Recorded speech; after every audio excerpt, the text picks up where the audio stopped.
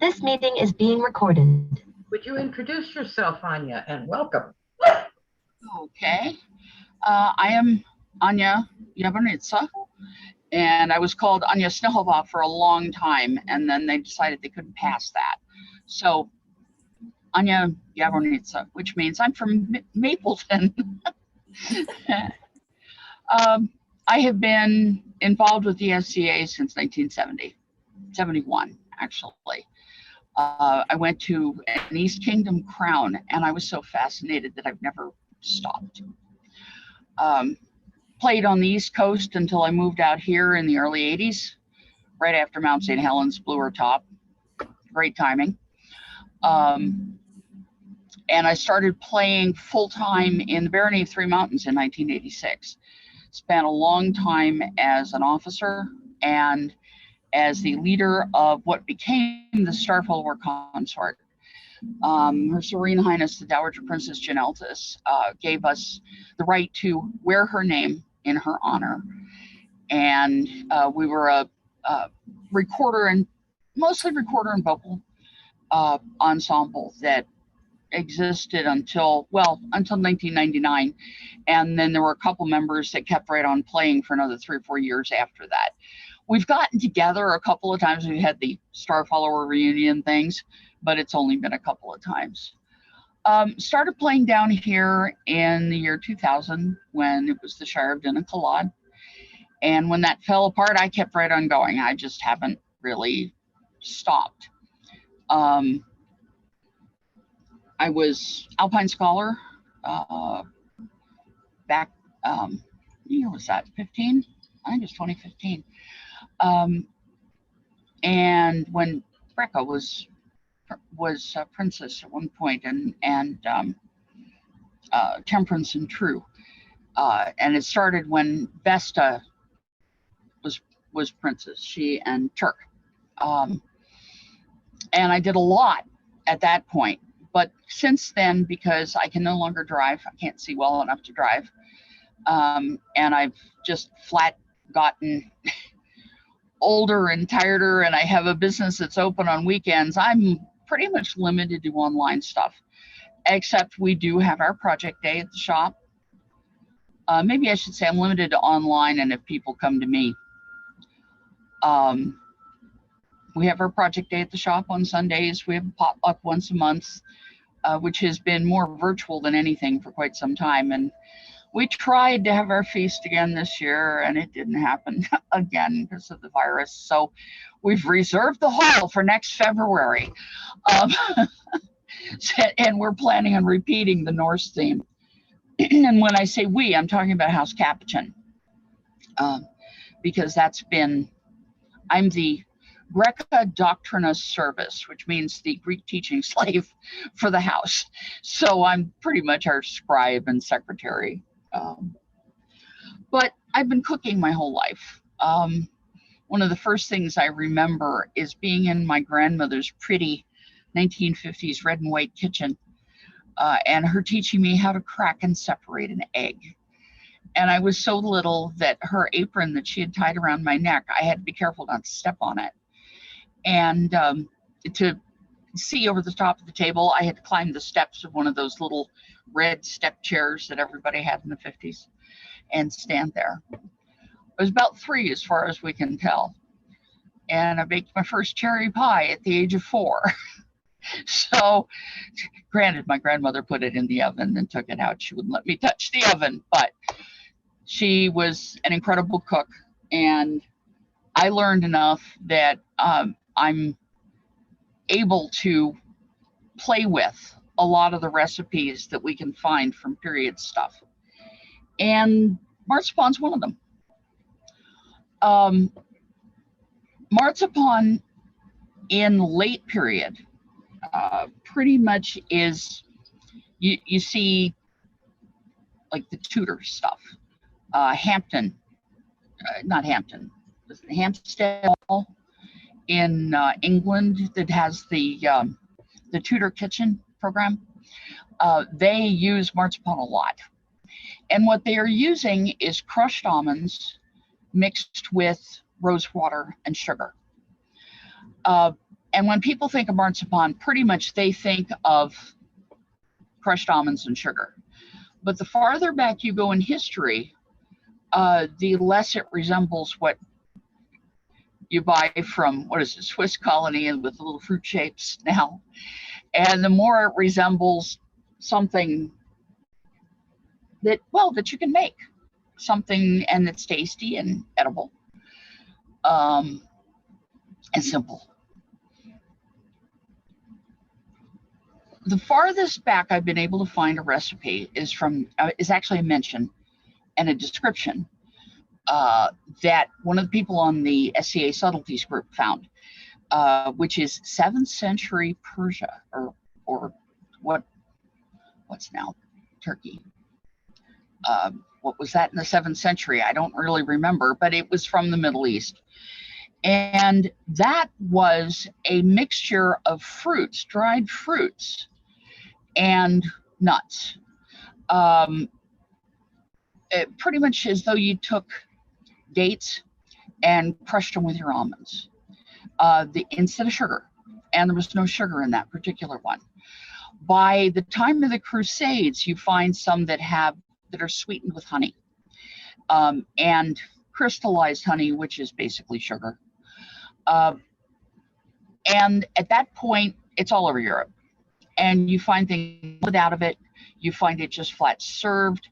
Actually, there's a gruel of almonds recipe. I think that's a form of curry, but it's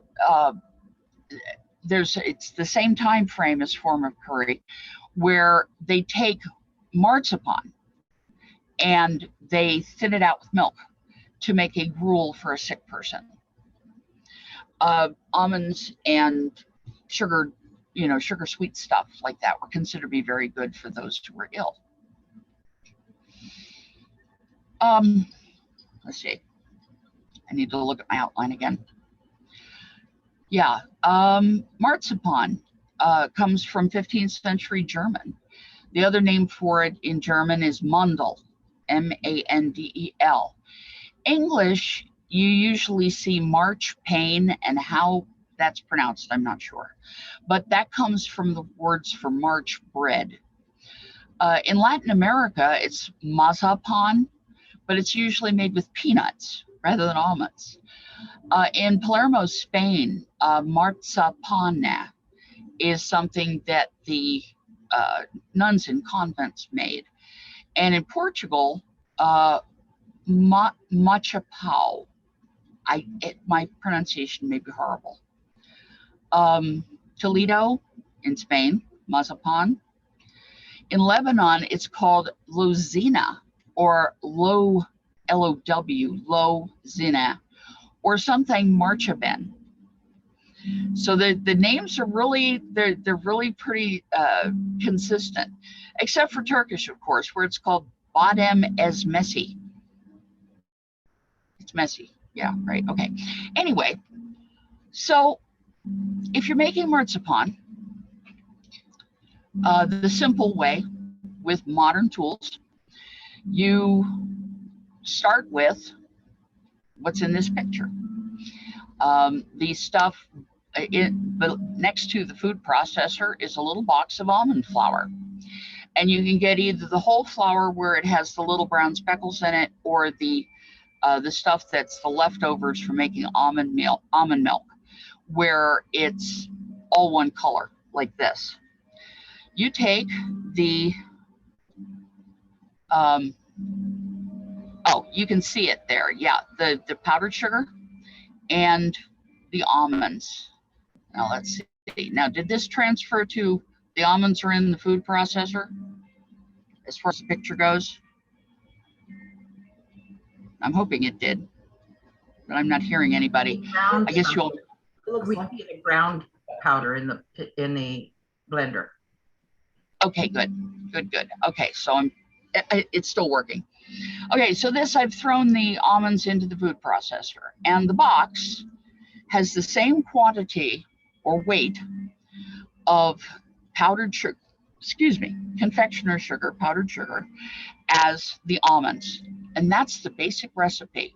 the same amount of almonds and powdered sugar, and then rose water for the traditional one. And why I took a picture of the back side of the rose water bottle, I haven't a clue. And now this is in the food processor and it's been run. You can actually, can you see the cursor? Yeah. Okay. This has been run a little bit to try to mix the sugar and the almonds. And you can see it's not quite done. Where I'm running the cursor back and forth, there's a darker line. But, and here it is mixed and open. And then you put the lid back on and you turn it on. And if you see this little dribble of stuff coming down, that's the rose water. You can pour it in or you can dribble it. And, sorry, do it while the stuff is running. You can see that some of it has stuck to the side of the food processor, but it's whirling very fast. And when it does this, you see the lump? You stop pouring. It takes somewhere between 1/4 and 1/2 cup of liquid to do 1 pound and 1 pound. In other words, 1 pound of almond meal and 1 pound of sugar. And it really depends on the weather and how damp, how oily your almonds are. But it turns, after a bit, if you're running it in a little bit at a time, all of a sudden it'll start to thump. It actually usually rocks my food processor and tries to rock it off the counter. And there will be a lump, and that's the point at which you would normally stop. And that's what it looks like when you pop it open. There's the lump and there's the rest of it. Okay, so I'm going to have to then reshare because I'm backing up to a different one. Okay.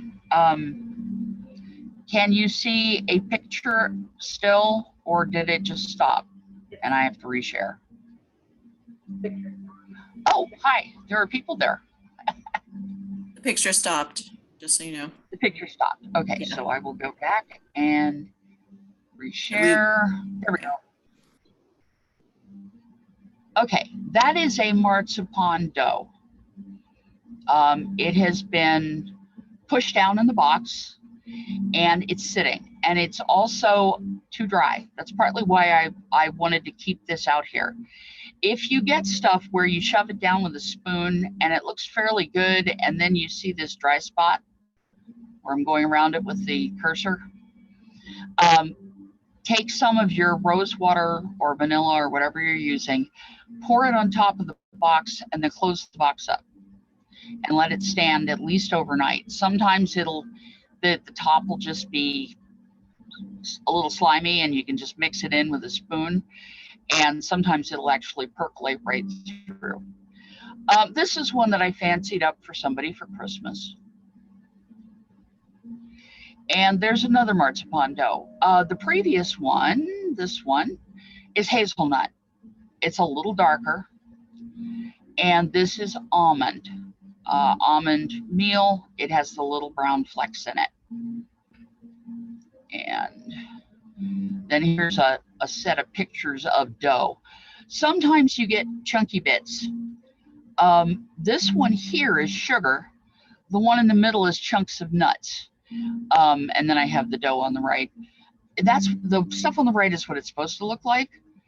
But depending on your food processor and depending on how consistent it is and how thoroughly you chop you process the nuts and the sugar first, you can get sugar lumps or nut lumps. Okay, next set of pictures. And I will go back to the doughs. But I wanted to show some variations on serving the marzipan before I go on. This is from an auction. The stuff had to be mailed. I bought a commercial tin with the dividers, and that's pistachio and rose water, almond and orange water, hazelnut and vanilla, and I don't remember what the other one was, but it's one of the darker nuts. I think that may be Brazil nut. But it mailed just fine. This makes a fantastic Christmas gift. And if you can't get to an event, you want to send something, that's another way to do it. Here's another presentation. Now, this is very close to what they did in period. I believe that's a mint leaf, but they took a wad of dough, rolled it in sugar, and then squashed it flat, and then stuck something on top of it for pretty. That's all.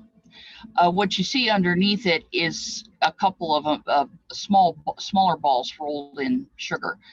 I believe that one is almond and orange water, and this one is rose water. But that's from far enough back, I'm not 100% certain. This is the picture that was the cover picture for the event. This is what I do when I'm taking something like this to a feast. I'll normally put it in a plate, not just in a coffee filter in a basket, but I carry them in coffee filters because I make balls about, the size of a baseball, and then roll them in sugar. And then when I get to the event, I'll take one coffee filter out from underneath the bottom, squash the thing, put it back and drop it in a plate and set it out for presentation with a fork.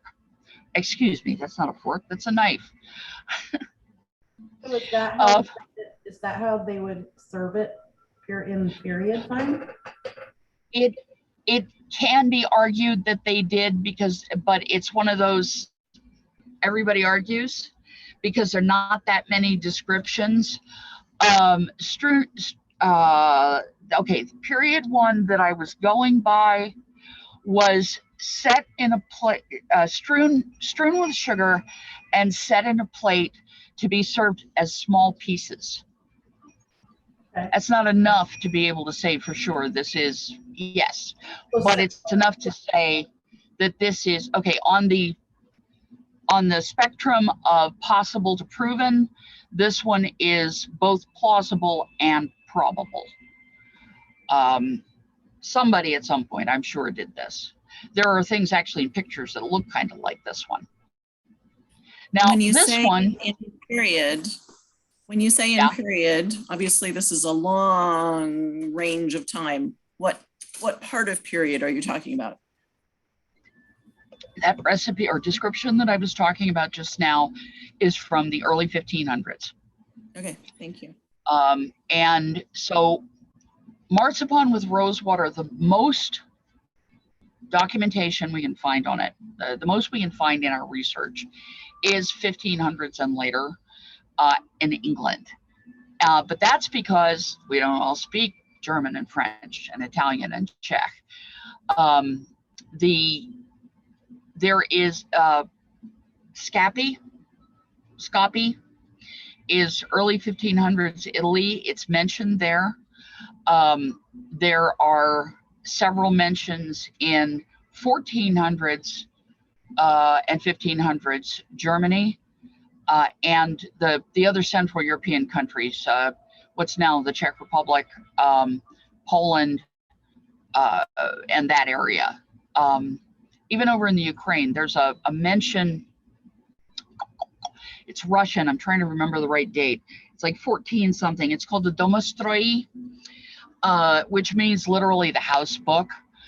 It's the same kind of thing as La Viandier, Talavant's La Viandier in France. And it has a mention of marzipan, or not what they called marzipan, just a sweet treat of nuts is what it translates as. But it is we would recognize it as marzipan. Nuts that are crushed to a paste, sweetened with sugar, and liquefied, that's not the right word for it, made soft, I guess is the best thing to call it. The word translates as liquefied now. Made soft with spiced water, which I would take to be probably rose water or orange water, because both of those were traded in Russia in that time frame. Now this particular picture is a modern German marzipan. That's not a period marzipan. It has chocolate in it. But as soon as chocolate showed up in Europe, it showed up in marzipan. So you can find documentation on that in mid 1600s cookbooks, which means you could argue that maybe they had it right at the very tail end of period, but I wouldn't bet on it. However, we all love chocolate and it makes a good treat. So, and this is another way of presenting it. Basically roll a log out of the stuff and chop off bits. This is something that's been done with candies and treats for so long that there's no real arguing about how this is done. You actually see things like, they usually call them like date nut logs now. I don't know if you've seen them in the grocery, but they're crushed up dates that are sweetened and sometimes mixed with nuts, but most often they're rolled in pecans. And those are arguably not proven, but plausibly the way the original Middle Eastern marzipan was made. And that's the last of those pictures. So let me get the next album up. Okay, some variations. I went ahead and, well, I was making batches of marzipan last night, and it does not take very long, by the way. This is one of those 5-minute desserts, and then let it sit overnight. So this one is almonds. Yeah, there's the title. Whoops, helps if I share it, doesn't it? Sorry. That's almond. And there is the marzipan made with the almond. It's rather sloppy because this is fresh, okay? What you need to know is that modern powdered sugar has a lot of cornstarch in it to keep it from clumping up. And because of that, it takes 24 hours for the stuff to actually set up. And ouch. Oh. And I'm going to stop sharing for a moment and show you something in the camera, I hope. Okay, whoop, helps if I put it sideways. That's what it looks like now. It's the same batch. It's very much drier. And it's yummy. And if you were all here, I'd be stuffing you full of marzipan. But Okay, so back in period, it wouldn't have been mixed with cornstarch, though. Right. What it is this is a simple way of making a period or perioid treat. Okay. So would it have been softer in period? No. No? Actually, well, I can tell you no, because there is a picture of a castle made of marzipan that is about 6 feet tall. And unless they held it up with, and they almost had to have, unless they held it up with something, whether it was baked gingerbread inside, which is possible, whether it was wooden sticks, whether it was baked on boards, we don't really know. But the thing is 6 feet tall. Mm-hmm. And with soft marzipan, that ain't happening. If you make balls of the type of the marzipan that's in that picture that I'm trying to share, there we go. If you make balls of this, right, then they turn into rocks, but because all the alcohol comes out of them. If you wait until morning and the cornstarch has sopped up the alcohol, and you get the stuff that I showed you that's in the box, the same box, then you come up with something that has a consistency where if you make a slab of it that is 1 inch thick, you can make the side of a marzipan castle that is about 10 inches tall, and it won't sag. And it's chewy. It's not as chewy as the commercial stuff. I'm sorry. It's not as chewy as the commercial stuff, because the commercial stuff, they use things like carrageenan, which is seaweed and stuff like that. But so it's a different recipe, but this is a simple one that you can do yourself. Here's cashews, salted cashews. This makes a really interesting marzipan. Yes, they used cashews in marzipan, but not till the 17th century.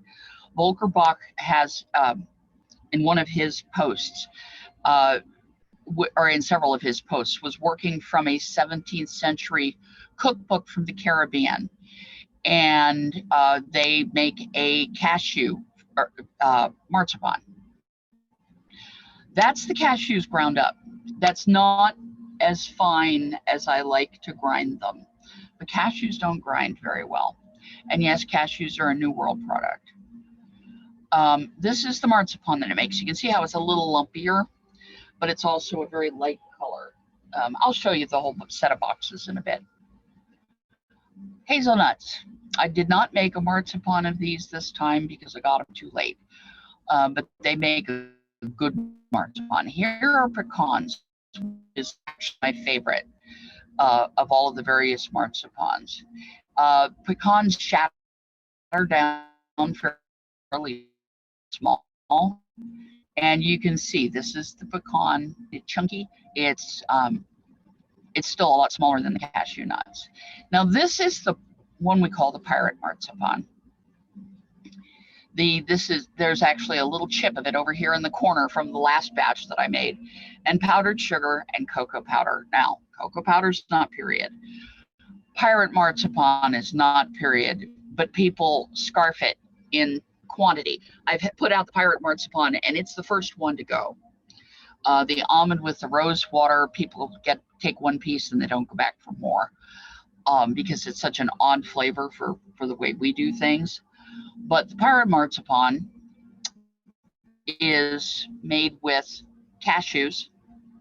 Again, this is from something that Volker Bach dug up out of that 17th century Caribbean cookbook. And yes, it was written by a pirate, or what we would call a pirate. This is cashews, powdered sugar, cocoa powder, and vanilla extract. And I'm going to explain about the vanilla extract in a bit too. See what else I've got. This is I'm trying to remember what we use. This is almond meal mixed with Saunders, which is sandalwood powder. I was looking to do a colored marzipan, and the stuff turned into a rock in the box. So I pulled it out, ran it through the food processor, and threw some more of the vanilla in it. And yeah, I'm not kidding. I will explain about the vanilla. And here is where it is. I make my own vanilla extract. If you cannot handle alcohol, you can use the commercial vanilla extracts that are non-alcohol, or you can use rose water is non-alcoholic. There are mint extracts that are non-alcoholic. But I prefer this one because it gives the marzipan some keeping qualities. Unfortunately, when you let things sit, they create mold if they have sugar in them. And I've had more than one box go moldy. Matter of fact, the last time I taught this class, I opened a box and went, whoop, nope, not showing anybody that one. And it was one that had been done with rose water. The alcohol allows it to keep. It's also why Vesta calls this boozy sweets, because, it catches you right in the nose. But this is how I make my vanilla. This is my dispensing bottle here on the right. But you can actually see the beans in here. There's one sticking up right behind the glare, because I had just decanted some into here. There's some cut ones, and down at the bottom, there's some pieces that are cut into 1/4 inch long. Your handout should have the recipe for the extract. It's pretty simple. It's take a quart of rum, and I use rum, not vodka, because a lot of the grain alcohols make me very ill, and I don't know why. So I use rum. Silver rum works if you don't like the darker color. But you throw into a quart, you need 3 vanilla beans. 1 whole, one split and cut into about 3 pieces, and a whole bunch of little split and quarter-inch pieces, quarter-inch to half-inch pieces. And then you just throw it in a bottle, stick the cap on it, turn it upside down once a day for about a month, and you have some of the best vanilla extract anywhere. Like I said, the alcohol makes it keep. The period flavor is rose. There is also orange blossom. There is also mint. There are a couple of other things that say they were flower flavored. And another one, sorry, I'm trying to stutter again. And some that were herb flavored. I don't know, lavender would probably work. But I don't know specifically what those others were. Rosewater, yeah. Orange blossom, yeah, we can say they use those. But like I said, to make the simple marzipan, I use this homemade extract. And let's see where are the variations. Okay, and then some other presentations that have been done at various points. Drat it. Nope, that's not what I was trying to do. I need to open. There we go. There we are. Now I can share it properly. I hope. Why aren't you sharing? Really? It's still not sharing. Oh, there it goes. Okay, finally. Okay, hopefully you can see this now. This is marzipan baked on a wafer, which is something that you see in recipes that call themselves marchpane, especially very late in period. And I didn't bring my wafers with me. Dog nabbit. Yeah, communion wafers. If you all know what I'm talking about, the little white things that they put on your tongue, and you try to pretend that you're not going to chew it because it's the body of Christ. And it's exactly what is under these. This is a block of the same marzipan out of one of these boxes, put onto one of the oblaten is what they're called in Czech, and baked at 350 until they start to brown. Hopefully not until they start to burn, which I did with more than one batch. This is another presentation. This is just almond marzipan, rose flavored almond marzipan, and maple sugar candies, because that was something we did for a potluck one day. Oh, this is our fun project. That marzipan that was colored with Saunders is these. These are chess pieces, by the way. And these up here, the black ones, are colored with cocoa powder. And the white ones were not colored with anything at all. There is a description of Mary, Bloody Mary, Mary Tudor, of her 12th birthday party, where they built her a chess set out of marzipan. And hopefully it looked something like that. Well, without the busted king. That was one of the ones that we actually served at a feast. Along with these, which are really kind of cool. They're just raw marzipan stems with meringue heads on them. See if there's another. Ah, here's another one. Balls of marzipan dipped in chocolate, and with the toothpick. Now this is, why did it do that to me? This is a more period presentation. Colored sugar, which they were able to do. There are lots of things about, and there's also I think it's in your handout, a listing of period colorants and which ones are actually safe to use. These are just balls of marzipan rolled in colored sugar. That's all. Anja, These are rolled in, yeah. if you back up 2 screens where they're rolling them, what are you rolling them in right there? What is that? These are sugar. Colored sugar? And you mean the what? The color? The colors, yeah. The colors are just colored sugar. Thank you. Standard colored sugar. I have made Saunders colored sugar. I've made parsley colored sugar. When we were doing these, and what I've found is that it's just easier to buy the commercial stuff. Mostly because the sugar's colored with period stuff, because I don't think I have the right equipment to do it properly. I can't get it to dry. And so it tends to be clumpy and sticky and nasty. And modern sanding sugar is just easy to use. And you can see in this one, and I'm going to roll some balls after a while and show you here. But you can see in this one that it's just that somebody's just got a ball in a pile of sugar and is rolling it around and then putting it into these little candy cups. For presentation, yeah, that's something that you need. Those lumps that with the slice in them that I did before, those were also done with the colored sugars. I have a picture somewhere of the parsley sugar, but I cannot seem to lay hands on it. And I don't know why. Margaret shared a What's link that? for rosemary Rosemary, that would be in interesting. the chat there. She shared a link for that. But anyway, these balls were done in powdered sugar. And then this is one that we did up for an auction. A couple in powdered sugar, several plain, and a couple varieties dipped in chocolate.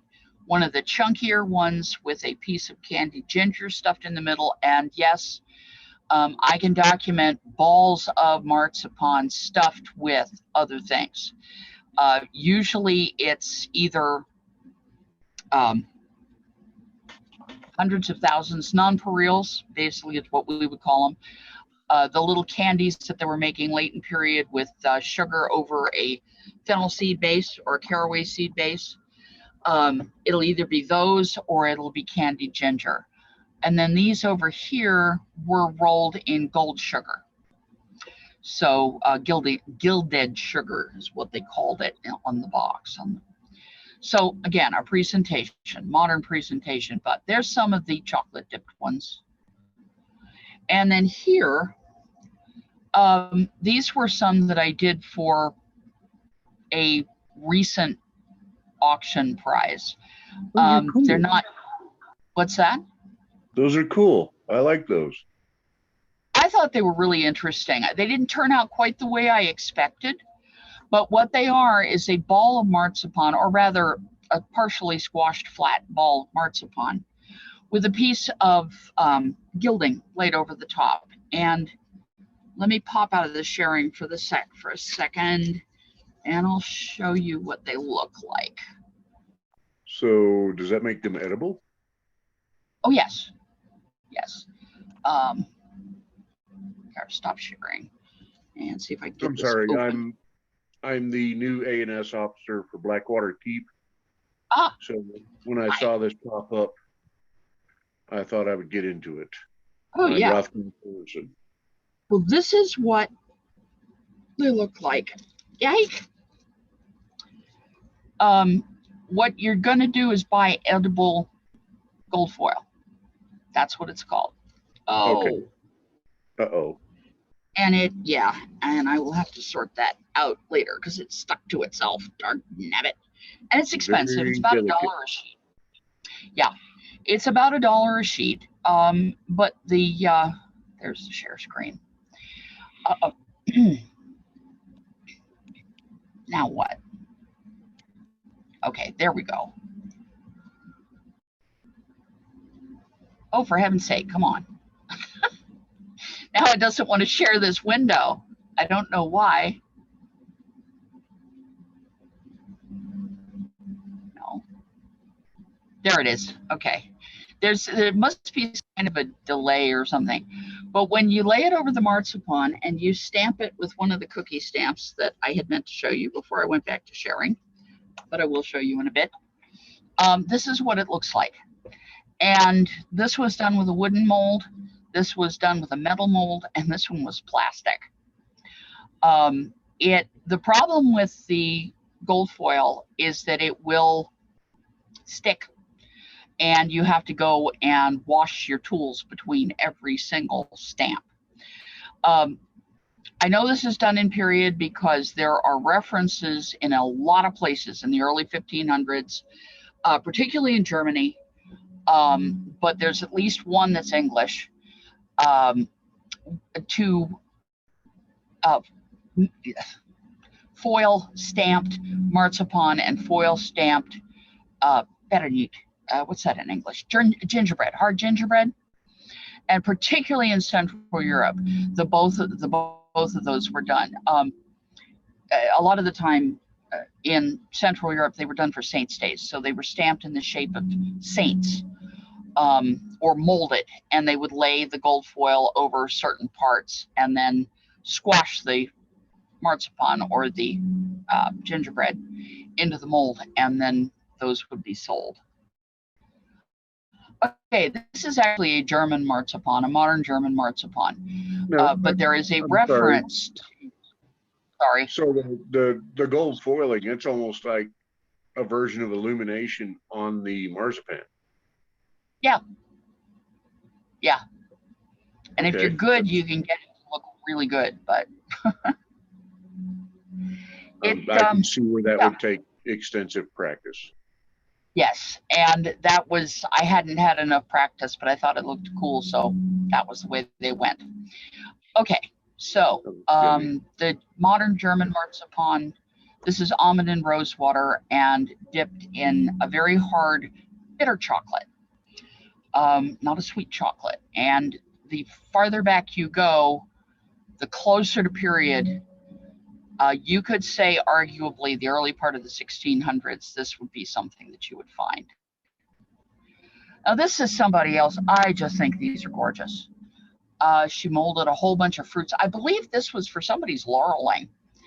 And, you know, here's carrots and strawberries and pumpkins and more carrots and pears and apples and grapes, you know, just all kinds of fun stuff. And honest to God, those look like spring onions to me, and a marzipan spring onion rather boggles, but that's okay. This is another variation on the baked marzipan. This is, the inspiration for this was in Talavent, La Viandier, and it was a mention, that's all. I think it's like 6 words, that mixing flour with almonds or almond paste, because they're not sure how it translates, and sugar, you can then roll it out flat and make it into little biscuits or cookies, we would call them. And that was what we did. We laid them on colored sugar when we were rolling them out, and then that's the way they turned out. Another variation on the baked stuff, although this is just marzipan. I had a friend who was asking specifically to have something with no flour in it whatsoever.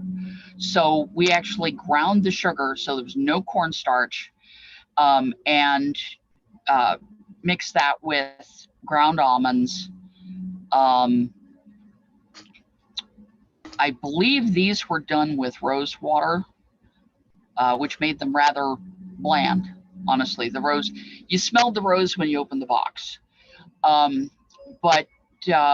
then they were rolled out to about, not quite, like 3/8 of an inch, something like that, thick, cut, and then baked. And they don't puff very much, as you can see. And the person rolling the cutter got them wildly varied. So as we were baking them, we had to separate them by size. That is a marzipan wrapped cake. This was at a period feast. I don't know what they based this on, but I thought it was so darn cool that I had to put it in here. But all of this stuff around the outside, the walls basically, and the parts sticking up is marzipan, rolled out and formed marzipan.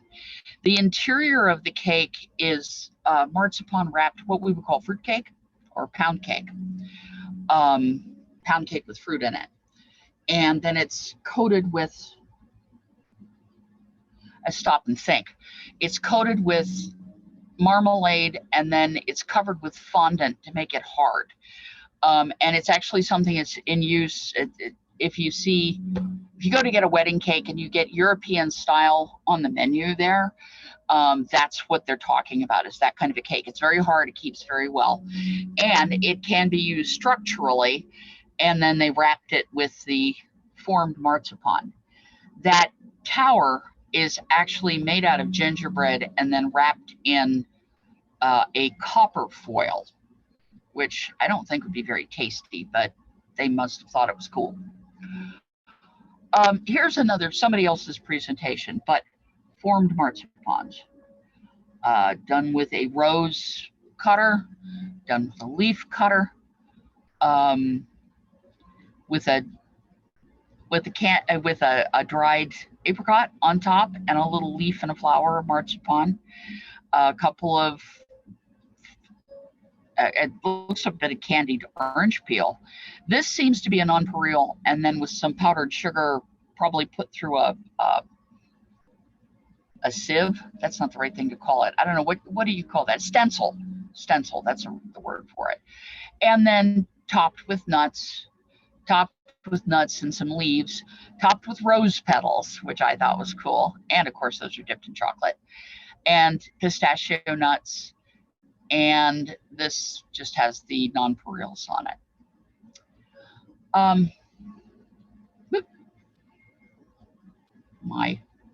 This is not wanting to share. Just a moment. I was told that this was made of marzipan. I don't recall which event this was, but it showed up on the Aila'ntha feed, and I would bet that Marion Starveld would know where this one was from, because I would guess that's hers. But that was supposedly marzipan. Here are some, if I recall correctly. A what? I didn't quite hear what you said. I'm sorry. Sorry, playing with the mic. A Midwinter's Feast, I think. That makes sense. That makes sense. I think that's And right. here are some boxes of marzipan that we were just playing with. These have chips of candied ginger stabbed into them. And that one is one that I think could arguably be a period presentation, without the candy cups, of course. And here's another one. Somebody took marzipan, formed it into little cakes, and the way they did it, because I went back and asked the person, they used one of those silicone molds, and they put the marzipan in the freezer and popped the little cakes out of, well, they were still frozen. The ones in front were topped with pomegranates and pecans. The ones in the middle were dipped in cocoa powder as they thawed, so they were sticky, and then topped with apricots. And the ones in back were actually dipped in strawberry jam, and then topped with various nuts and fruits. Now, I don't know how they got it to work with the strawberry jam. I lost contact with the person. So, stop sharing. Where's the stop sharing button? Well, did we go back to me? Or is it still the... It's you. Okay. Okay, so basics. Yeah, you have a recipe in your class handout. Which is in the link on the chat, is that right? Yes, there are two links in the chat, and then it's linked to the one link. The page that is just called Marzipan is the one that has the class handout in two forms, Word and PDF, and it has lots of pictures and presentations. It's not quite as intensive as what I've been showing you here, but has a good set of pictures of the stuff in process, the variations, the possibilities, the flavorants, the recipe for the vanilla extract, the colorants, and additions they're marked whether they're period or out of period, and then fancy stuff and there are no, oh, and then it has the pirate marzipan right at the end. And there are no references in that, which you do have some in your handout. That's something I need to work on. The other link is one that talks about that, particularly a little heart-shaped candy box, what exactly we had in the candy box. So. And this will all be recorded. It is being recorded for a YouTube recording, and the chat will be recorded. So there will be links for both of those under this event link in the discussion section. So you can go back and reference that, pull up Anya's handout and rewatch it if you want, or share it with those that couldn't be here tonight. Welcome, Steve, and welcome, Wayne. Both popped in on us a little late there. And I figured I'd go ahead and I'd bring the marzipans that I made last night and show you what they look like. Also, there's my vanilla. That's how much of it I use. So I'm gonna need to get another bottle of rum and fix that up. But this has been sitting since Christmas, and I don't know if you can see it. It's probably not close enough. Let me try. No, Anya, I have a quick question. Sure. When you're doing your homemade vanilla extract, can you just top off the bottle and reuse what's in there, or do you have to put fresh beans in for every batch? No. You will find after 3, 4, 5 times that it's not as strong as it was. And I usually take the beans and chop them up, and we use them in coffee at that point, and start a new batch. But I started this at Christmas. I will add rum probably 3 or 4 times during the year because I do a lot of baking and I make a lot of marzipan. And then somewhere in the fall, I'll notice that the quality is falling off, and I'll make a new one before Christmas. And what I'm trying to do is show you the little floaties in there. Those are the vanilla seeds and the stuff like that. Yummy. Because you mentioned making the vanilla extract, I also do meads. Yes. We do. There's me and another Lord Curran here in Blackwater. We do brewing. So that just, my Lord does as well. I heard about the vanilla extract. I was like, okay, well, there's an idea. Yeah. Although for mead, it doesn't work all that well with vanilla. It does work very well with orange zest and with rose petals. It's rose flavored mead. It sounds really bizarre, but it does. And we actually made a batch of a melomel that was made with rose petals, Fregosa roses. Yeah, I wanted to share my vanilla extract as well. This is in vodka. I don't know if you can see. Oh, yeah. That is really dark. Up there. It's very dark. This has been sitting since last summer, I think. And we use it and top it off periodically. Yeah. Wanted to also show you when I use almond meal, almond flour. This is the stuff I use. Red mill. I normally get it at Freddy's, but at one point, because I was doing 27 pounds of marzipan, I bought a large batch from Bob's Red Mill. Okay, let's see if I can tell which one is which. Well, this one for certain is the cashew. Again, it's out of period. It's a little on the chunky side, but enough people love cashews, and it's salted. It makes an excellent snack. This is the Saunders, which has darkened actually since last night. I'm not sure why, but it definitely has. And can you this stuff for us what's in that? What was that? Would you repeat for us what is in that?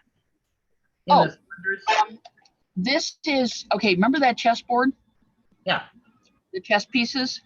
This is the leftovers from that. They got the lid left off and they dried out.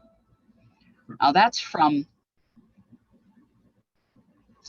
2020, February 2020. And what I did was I ran them through the food processor, added vanilla, and to reconstitute it. But the colorant in here is what I wanted to see, because this stuff started off as the regular old marzipan, but I added, it's really hard to see in this light. It's hard. Where I'm sitting, I can really tell that it's red, but it's very hard to see. I'm sorry. But Saunders, which is edible sandalwood powder, food grade sandalwood. That's what it is. Okay. Thank you. What's that? Thank you. Now we understand. Oh, okay. That's I've never heard of that before. Where do you get that? Amazon. Okay. Look it up on Amazon. Look it up as food grade Saunders. Saunders. You know, just like Winnie the Pooh under the name of Saunders. Yeah. And I had no idea that was edible. if you're like me, you go direct to the source so they don't have to pay the Amazon fees. I'm horrible about that, but okay. And then this is the parrot marzipan, which, oh God, it smells so good. It's, try to, there we go. Whoa. And of course I fling it across the desk. There it is. It's rather hard. Last night it was squishy. Now it's not. Sorry about that. Love to fling this stuff at you all. If you come out here for one of our potlucks, this is almost always on the table. You know, one of the marzipans at least. But you can see that the stuff has a much thicker consistency. This is also the one that my kids, I made Easter eggs out of this and dipped them in white chocolate and put all kinds of little bunny sprinkles and things like that on them, and they went absolutely berserk. And all of them are gone, and it isn't Easter yet. So Okay, I have kind of a dumb question. The marzipan that you're making, is it diabetic friendly? no. No, absolutely not, because it's full of sugar. It's half sugar. And I'm a diabetic, so it's like, yeah, I have to watch it too. It's half sugar and half nuts. So it's not going to have as high a glycemic index as something like, you know, the chocolate that you buy to go in your Easter basket. We just bought ourselves a bunch of multi-balls, and I had to sit down and work out how many of them I could eat at the time, which it turns out is 3. That's disgusting. But no, the stuff is not. You really have to be careful with this. Well, I just found out back in December through a work-related injury that I was diabetic. So right. I'm still on the learning curve and trying to figure out sweets that I'm allowed that don't cost $10, $12 a bag. If you limit your quantity, as with anything else, you can get away with it. And you can work it out by weight, because it's, you know, like one of these, it's a pound of almond. No, this is a pound of almond, a pound of sugar, and it'll make an awful lot of servings. But you'd have to probably work it out by ounce as to how many sugars it has. And it is fairly high on the glycemic index because of the straight sugar and the cornstarch. So you want to be careful, and alcohol, of course. Well, would there be a way to modify the recipes with, say, the Truvia or stevia? I believe it would be possible, but you'd have to experiment. It's not something I've tried. Mostly because every one of those things makes my system a mess. So I What just about honey? used it. Well, honey it has its own place on the glycemic index. You have to work out the amounts. But like I said, the original marzipan was crushed, chopped fruits and nuts. And then somewhere around the Crusades, they were adding honey to that. So again, work it out by weight, and figure out how many calories you're getting, how many grams of carb, and you should be able to work out somewhat.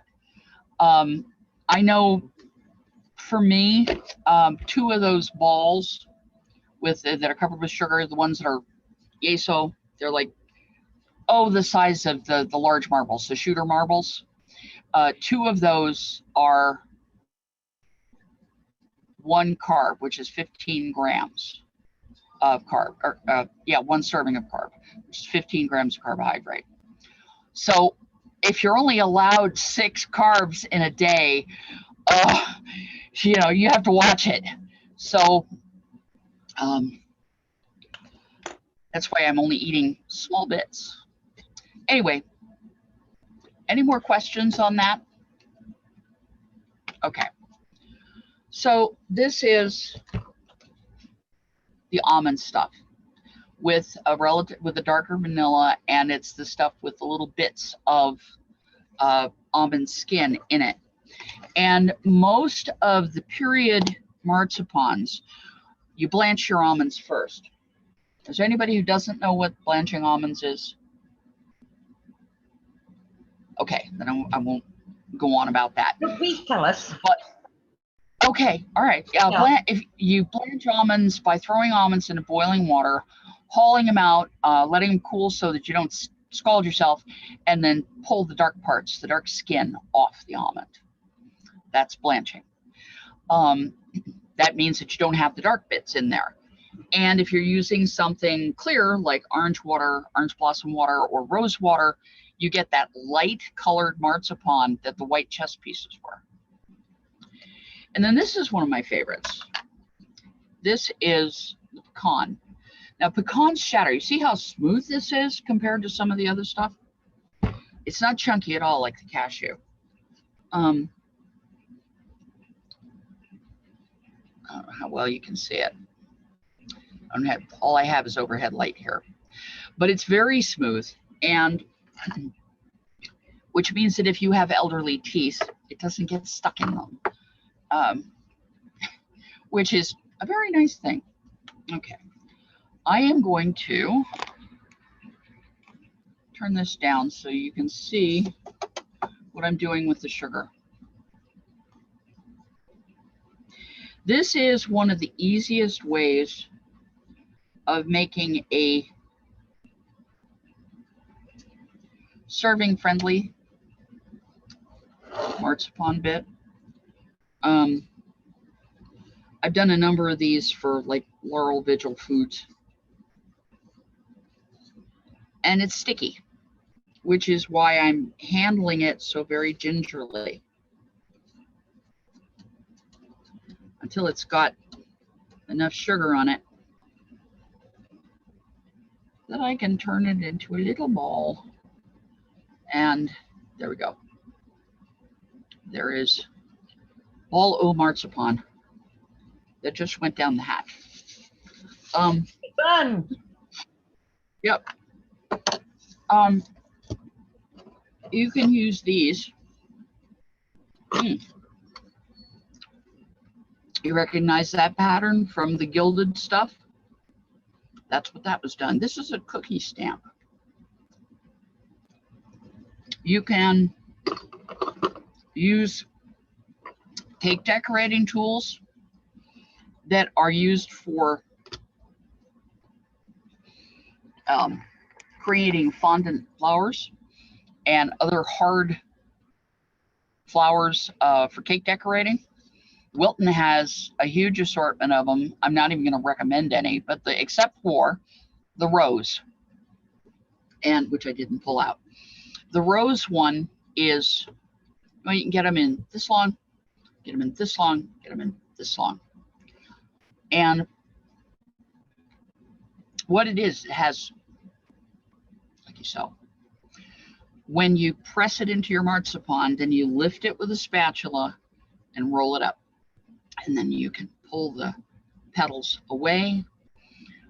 You put a nonpareil right in the center. That some of those roses in that very fancy box of marzipans, some of the roses in there were done that way. And if you take the whole thing and you squish it down into red, the red version of this, I suppose you could put it in this one, it'd be a blue rose, but it very much looks like a rose, arguably.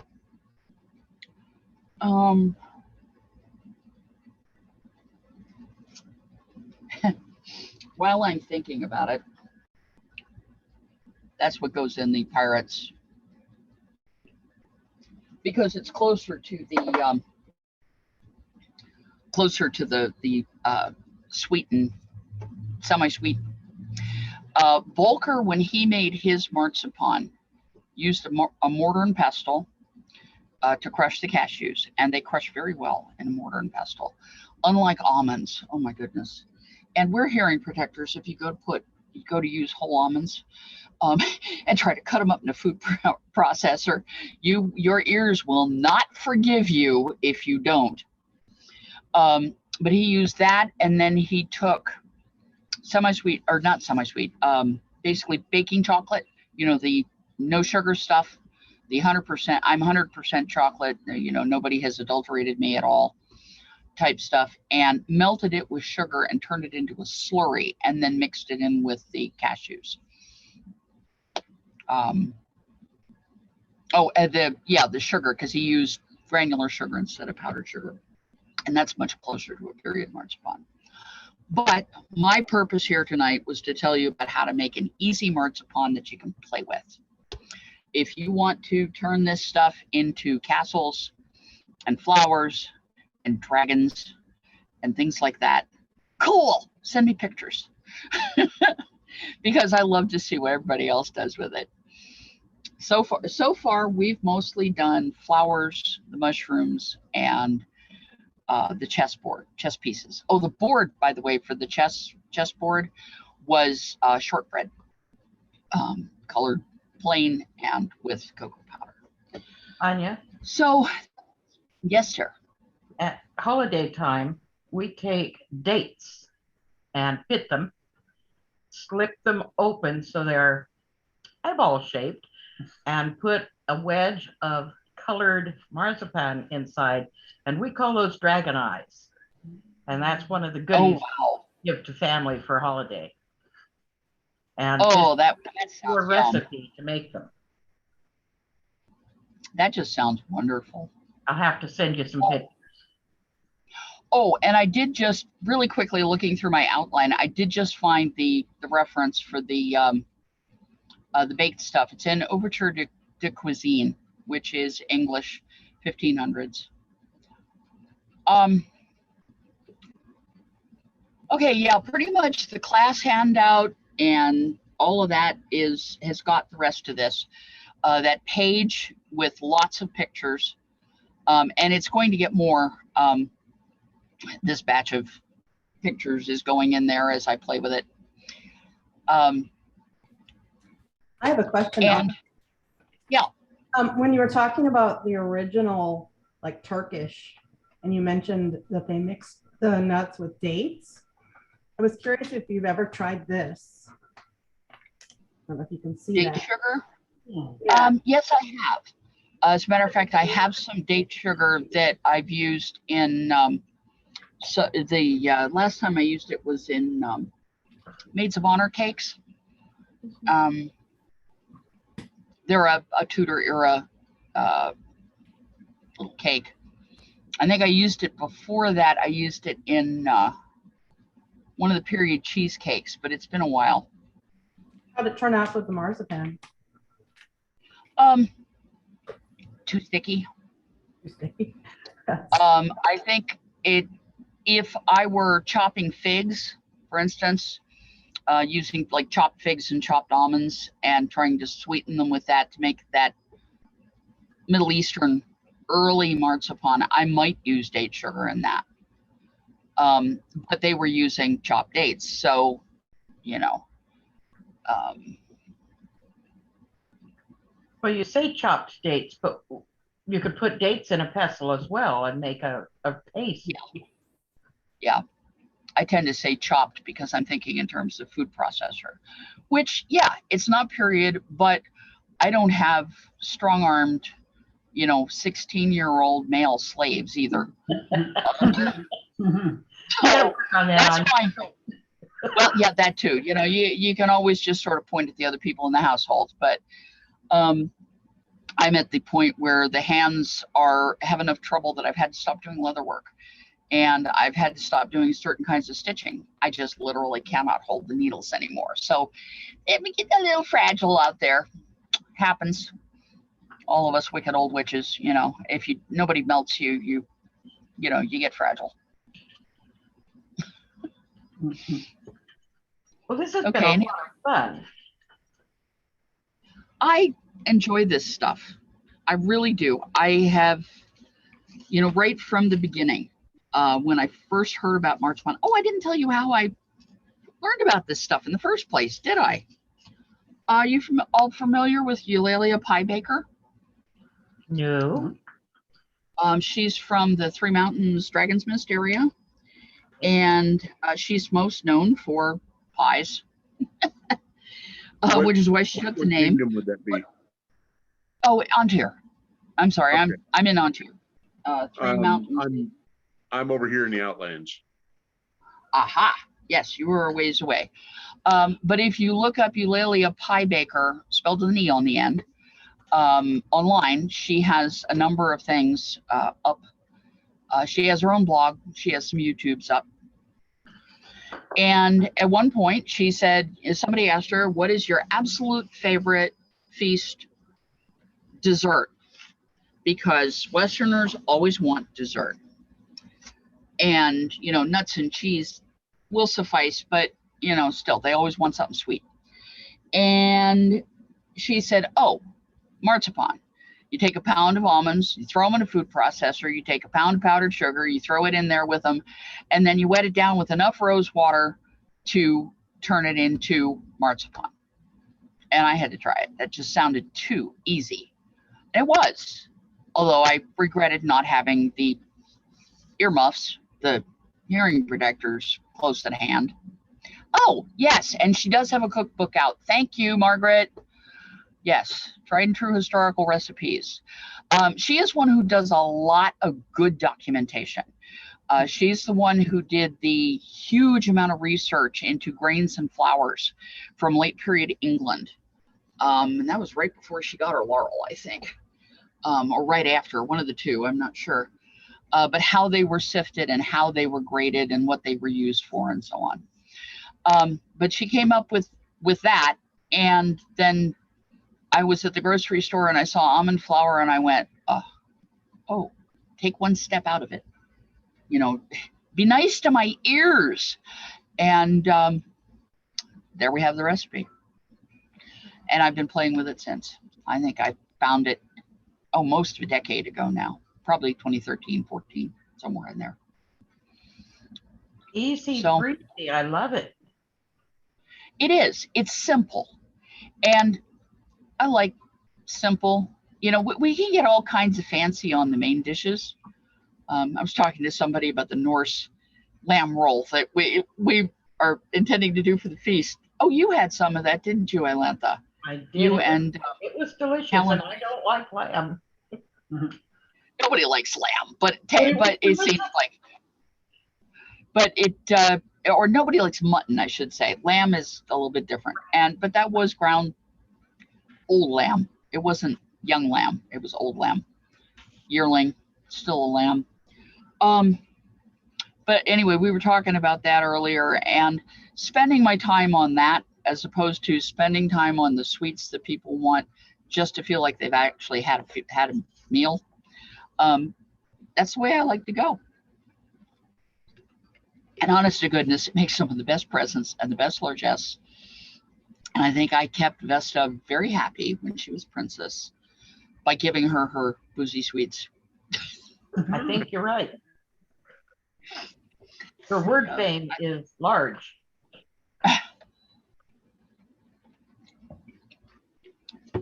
So that's pretty much it. If anybody has any questions or wants to see me working on something or pictures or whatever, we can do that. But thank you. Thank you all for being here. If there are no other questions, I will end the recording then. Well, as far as like period cookbooks, do we have a like reputable source to go to for that? Because I was the one that just cooked for the spring crown tourney that happened this weekend here in the Outland. And I fed probably 160 people off of 2 smokers. Wow. Yeah. We do have good Yeah, cookbooks.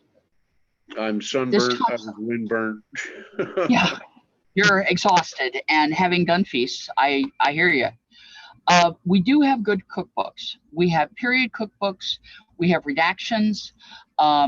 There's medieval cookery, which online, David something or other Write that down. did a bunch of things. There are printed versions of things like Form of Curry, To the King's Taste, To the Queen's Taste, both of those. Dining with Shakespeare.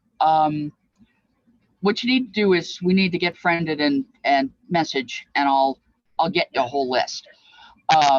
But we've got I'm on tons of them. Messenger, you've got my name. Okay.